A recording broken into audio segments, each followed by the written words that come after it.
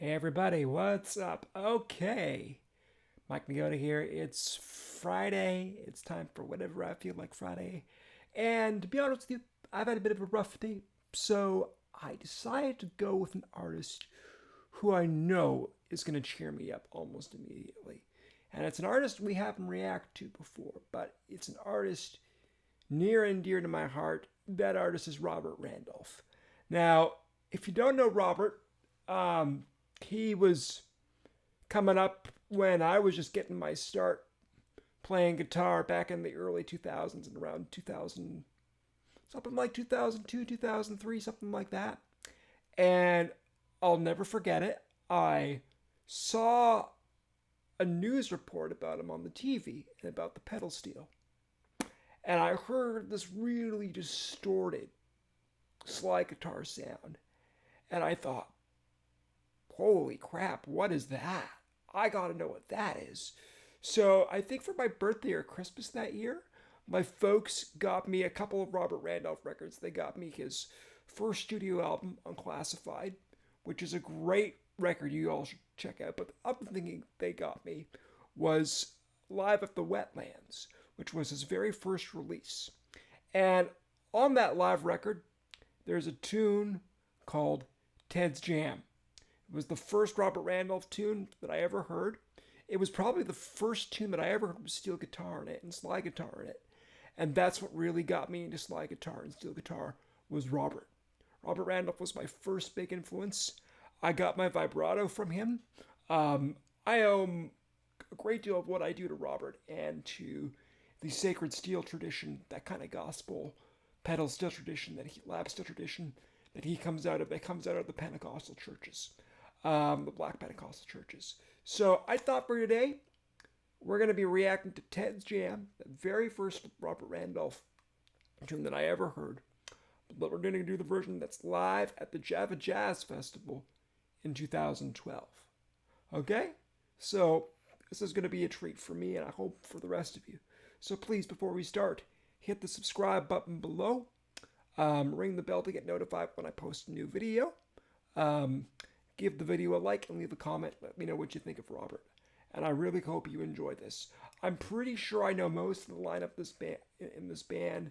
It's Robert on pedal steel, Daniel Morgan on bass, Marcus Randolph, Robert's cousin. I think Danielle was his cousin as well, who's since left the band. But nonetheless, he's got his cousin Marcus Randolph on drums. I'm not too sure who's on keyboards on this. I know that John Ginty played Hammond organ with Robert on his first two records, and then they got Jason Crosby. I don't know if Jason was still playing with them at this time, so I'm curious to see who's on keyboards and whoever else is in his band at this point.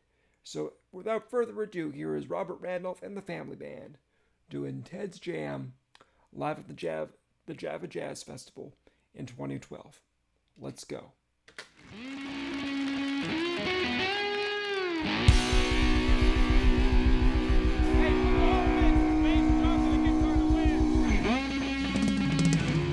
Yelling instructions to his bandmates. He wants the bass to fill in. Nice.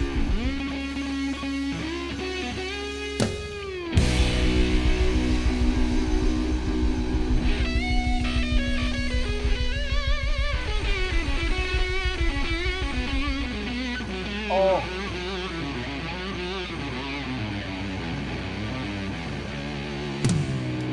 That low note. Holy shit, the low note on that blues run. Let's hear that back. This is why I love the man. His vibrato, but especially when he gets the low notes with the vibrato as well as the high. It's incredible.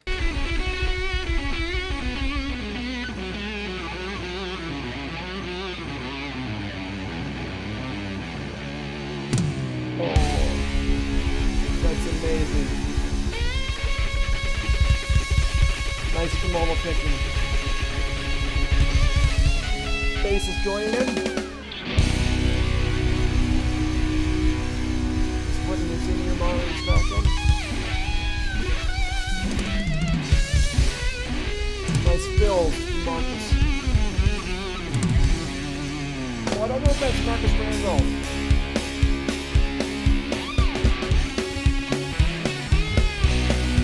Pretty sure that's Daniel Morgan though on bass. Okay, interesting. No keyboards, rhythm guitar though.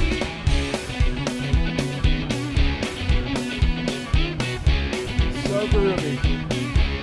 It's definitely got that gospel feel.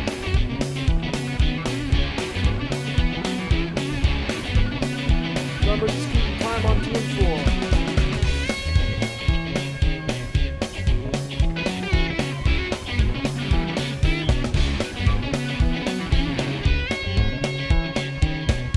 It's interesting. It's interesting to me because having heard the live version of this off of Live at the Wetlands, he's keeping a lot of the same licks and a lot of the same melodic ideas the same, but he's varying them a little bit. So it's interesting to know that those are part of the tune. I do believe this tune is named after a mentor of his. The last name of the guy I forget. He was one of the original pedal steel, sacred steel masters at Robert's church. I forget his last name, but it's definitely Ted something. And I saw a video of Robert and Ted, and I think Calvin Cook and another old-time pedal steel guitarist, sacred steel guitarist, doing like a 4-way, 3-way jam at Austin City Limits years ago on the TV, and it was absolutely incredible. But this is definitely invoking, that black gospel tradition, that black sacred steel tradition that Robert comes out of. Definitely, he's going back to his roots with this. Absolutely incredible so far, and the band is just groovy. How the bass and the drums are just locking with each other and being real tight. It's amazing. It's interesting to see that Robert is running out of a Fender Twin. Cool to note. Let's keep going. Yeah.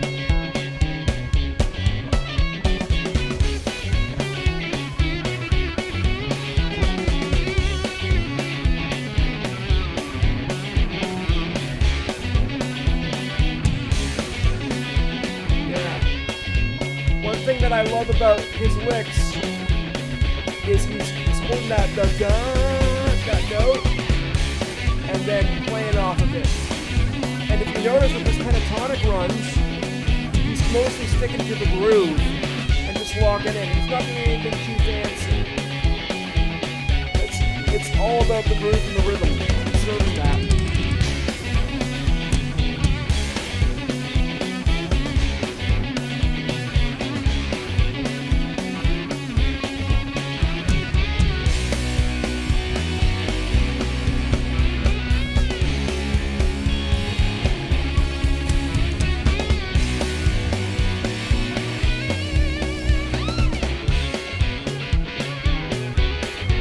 Nice, country double stops. You can hear the influence from country pedal steel in there. And those voices. I gotta say, the bass line that the bass player is doing is funky as hell. Oh, that's great. This is really, really, really, really well done. One of the things that I appreciate about Robert's lines and his playing is that it sticks to the groove, and it's all about the rhythm and the groove with him, right? So he's just making sure that his lines are constantly flowing.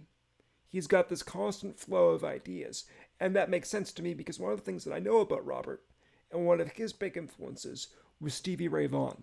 And if you know about anything about Stevie Ray Vaughan's guitar playing, you know that Stevie had this way of just coming up with this endless flow of ideas, and he kept his lines flowing. Some guys like me, we have to take a bit of a break to kind of come up with like different thoughts and stuff about what to do next.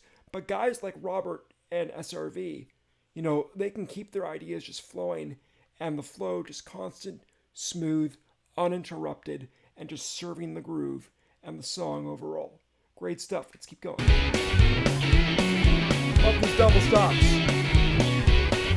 He's building up the thing. He's building up that thing. Yeah, like that. All about building up the groove and the energy, playing off themes, melody. Here's another rhythmic idea. Keeps going back to it and playing with it to build up the intensity. It's a great arrangement technique when you're crafting a solo, as I've said before. Love those high notes.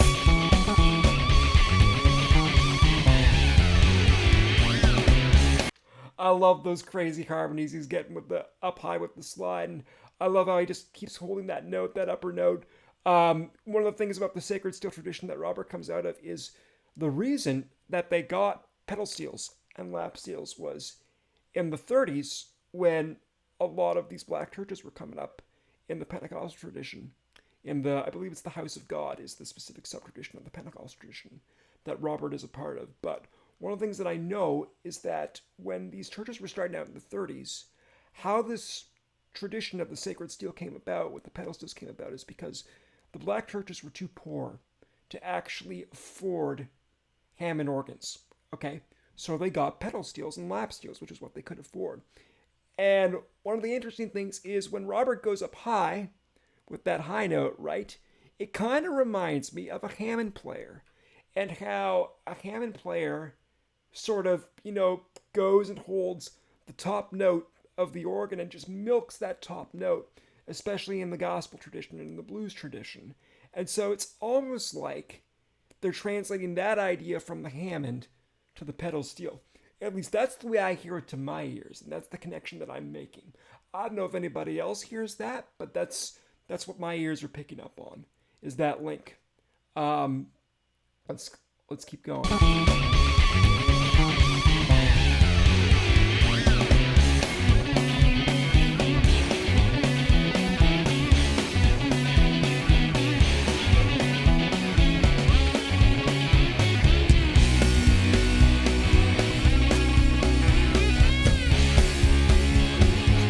Get up and stomp your feet and clap your hands.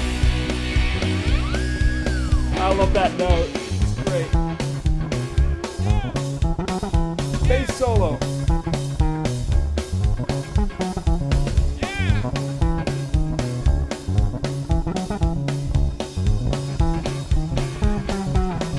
Oh, it's such a great groove. And I love how the bass player is just playing off that theme. He's just playing off that theme. Oh! So many great melodic ideas in that bass solo. What a killer solo. Just, you hear that what they're doing, right, is that they're building off these themes each time they're soloing. So, Robert has a rhythmic idea or a melodic idea. He builds off it, varies it a little bit, goes back to it because your ear wants to go back to it. And so every time he returns to the theme, to the melodic idea, it builds up in the intensity and the energy. And it's an arranging technique in guitar solos that I've commented on before, that a lot of the great players do. And Robert and his bass player, of course. I don't know if that's Daniel Morgan. It might be. Kind of looks it. I'm not sure. But it might not be. I'm not entirely too sure. Please, if anybody knows who his backing band is here, if it's not like Danielle and Marcus on bass and drums, let me know who his rhythm section is. It's incredible. Yeah, this is again, if you listen to the bass player, he's doing this whole thing of building on melodic ideas and going back to a theme and building off of it and repeating that theme to build it up in your ear and to make you want to hear more of it, to build up the intensity of it. Same principle. That thing.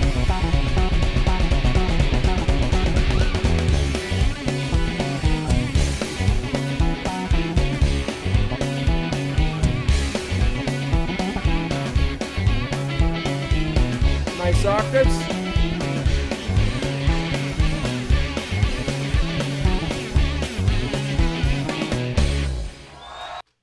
One thing that I'm hearing right there, it's a good place to pause, but one thing that I'm hearing right there with the bow, bow, bow, bow, bow, bow, bow, bow, that heavily reminds me of what a lot of the Hammond organ players, again, will do in the gospel tradition, where they will slide up to a chord, right?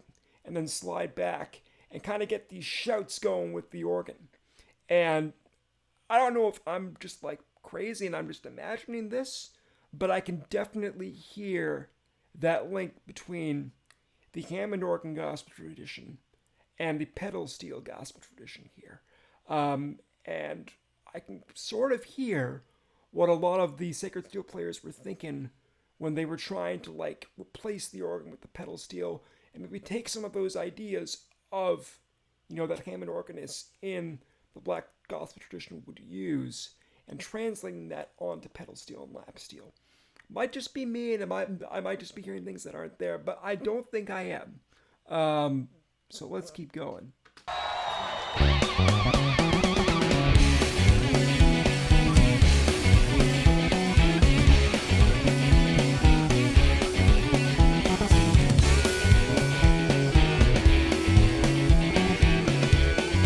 Nice double stops. I see blues. Yeah, he's playing with that theme and the riff. Same deal. He's building on it now. Now he's making the phrase shorter and shorter and shorter to make up the energy. Then we're back to that high note. And he's going for it. Yeah. I think he's got his wah-wah pedal engaged.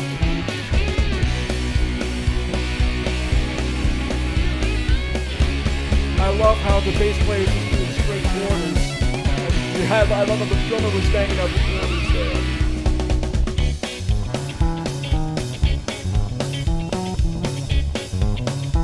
Alright, now Robert's dancing. Yeah, he's just dancing, having a good time. I appreciate the funky rhythm the other guitar players do.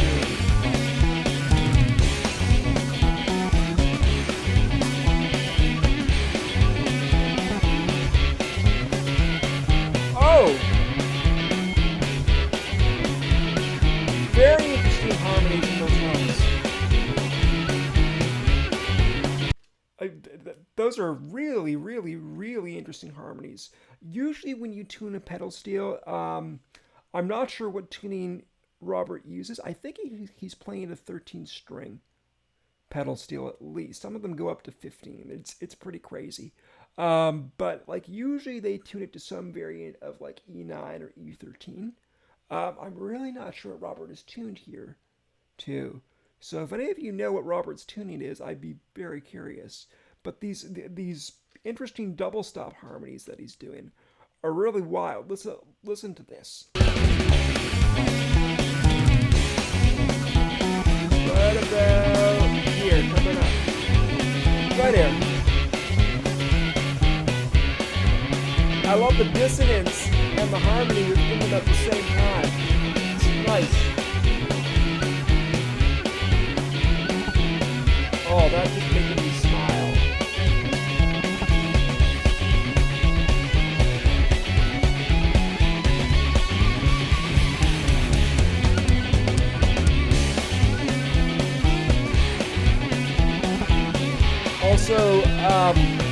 Also, just one thing I want to comment on. Robert's palm blocking or palm mating, which is what he's doing with his right hand to get a good clean sound on individual strings, is impeccable. I just want to state that from a lap steel guitar standpoint. Really, really, really well done.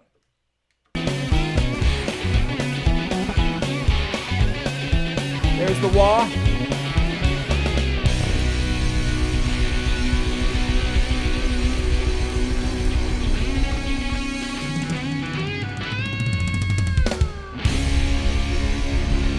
Playing on that theme. I love how he's slowing and speeding up at the same time. I love the vibrato with the chords.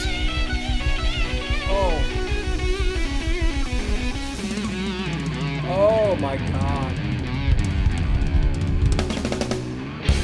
That run at the end, let's hear that back. It's It's definitely playing on the idea of like that gospel sacred go just going for a run and starting the run up high and starting slow and then slowly speeding up as you go down. Great stuff. Listen to this.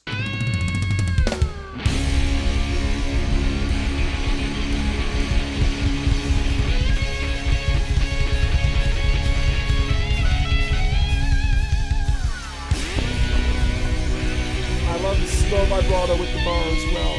Here.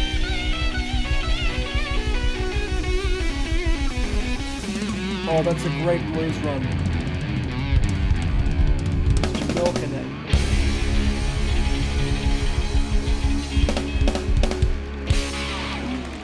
Thank you! Nice. Nice. That's got me in a good mood. I knew it would. Great performance. Great tight groove from the band. And a really wonderful lesson, I think, in building a theme and creating variations around a theme and repeating that theme to get it in your audience's ear so that every time you do a variation on it, you want to hear more of it. And it keeps building and building and building. And that helps to build up the emotion and the intensity in the song. It's one of the best arranging techniques a musician can do. I love the hell out of this. This was wonderful. Absolutely. I love it. It brings me back to, when I was 19 and I'd never picked up a lap steel. I didn't even know what a lap steel was. And I heard Robert for the first time.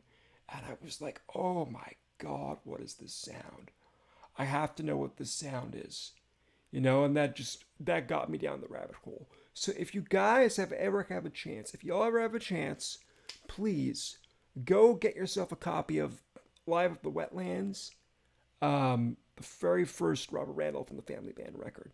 It's one of the best live records ever. And I'm telling you, the version of Ted's Jam that's on that, like in my mind, it's just got so many happy memories attached to it that I don't think anything can beat that version in my mind. This is close, but that version off of Live at the Wetlands, I'm telling you, it's something else. Especially the intro. Every time I hear the intro, I get chills up my spine. So please go have a listen to that, and your jaw will drop. So all right. We are done with Robert Randolph and the Family Band for today. Please, if you're new to the channel, hit the subscribe button below, ring the bell to get notified when I post a new video, give the video a like, and leave a comment. Let me know what you think of Robert Randolph. Let me know what other Robert Randolph tunes I should do, because to be honest with you, I actually haven't heard anything past his second record. I kind of lost touch with them over the years. So please, give me some more recent Robert Randolph tunes to react to, and I will definitely do it. Okay, everybody, take care. I'll see you Monday for Modern Mondays, and I'll see you then.